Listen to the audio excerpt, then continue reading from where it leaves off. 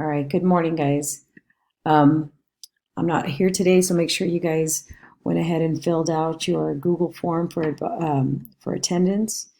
What you guys are going to do today is you're going to make sure that you go to your Google Classroom. On your Google Classroom, you are going to go to your classwork. You're going to go to your student journal.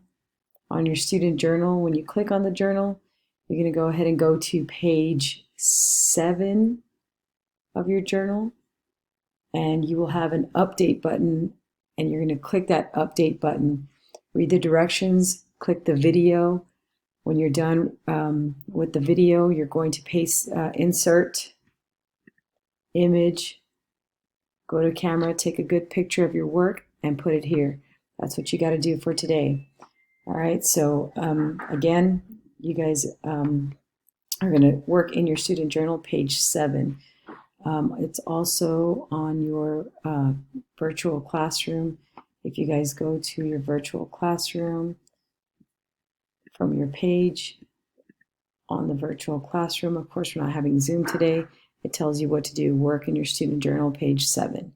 All right, thanks. You guys have a good weekend. That's pretty much that.